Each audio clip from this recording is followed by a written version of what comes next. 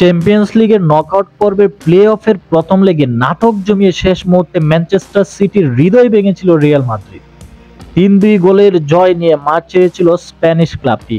দ্বিতীয় লেগের আগে তাই কিছুটা স্বস্তিতেই থাকার কথা কার্লো আনচেলত্তির দলের।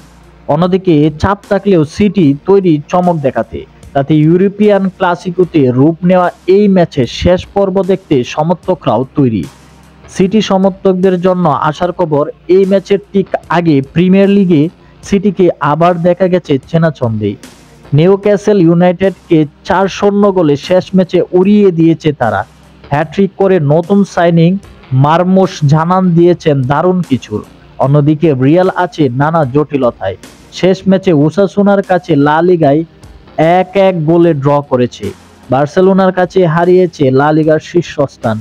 সেই সাথে মাঠের বাইরে রেফারি বিতর্কে জড়িয়ে কিছুটা স্থবির অবস্থা রিয়াল শিবিরে।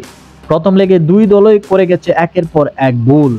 রিয়াল সুযোগ মিসে ম্যাচ জুড়ে বাড়িয়ে গেছে আক্ষেপ, আর সিটি রক্ষণ কিংবা মিডফিল্ড সবখানেই ছিল অচেনা। সেই সাথে ছুটের মিছিল তো দুই দলের মরশুম জুড়েই সঙ্গী।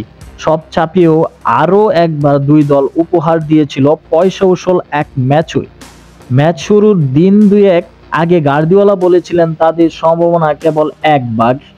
হিসেব নিকেশেও রিয়ালকে এগিয়ে রাখছে সবাই। তবে দলটির কোচ কার্লো আনচেলত্তি পা রাখছেন মাটিতেই।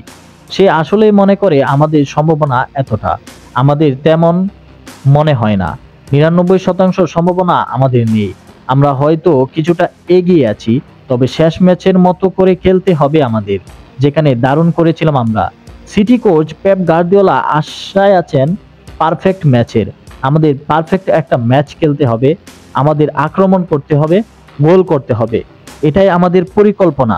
আমরা হারতে পারি, তবে এমন একটা ম্যাচ খেলতে চাই যাতে হেরে গেলেও অন্তত আক্ষেপ আমাদের করতে না হয় যে এর চেয়েও ভালো করতে পারতাম। দলের খবর, শেষ ম্যাচে বর্তমান চ্যাম্পিয়নদের রক্ষণ ছিল মূলত চিন্তা, যে অবশ্য আছে এখনো। তবে স্বস্তির খবর হলো চোট কাটিয়ে দলে ফিরেছেন অ্যান্টনিও রুডিগার। এছাড়া লুকাস ভাস্কেজ ফেরার কথা থাকলেও চোট থেকে সেরে উঠতে পারেননি। তাতে আরও একবার রক্ষণে দেখা মিলবে হয়তো মিডফিল্ডার ফেদেরিকো ভালভার্দেকেও। ম্যানচেস্টার সিটির খবর, প্রথম লেগে চোট পাওয়ার ম্যানুয়েল আকানজি থাকছেন না এই ম্যাচে। এছাড়া লিগে নিউক্যাসলের সঙ্গে ম্যাচে চোট পেয়েছেন আর্লিং হল্যান্ড। আসার খবর, সেই চোট কাবু করতে পারেনি নরওয়ে তারকাকে। প্রথম লেগে জোড়া গোল করা সিটি স্ট্রাইকারকে তাই শুরুর একাদশে দেখা মিলবে তা অনেকটাই নিশ্চিত।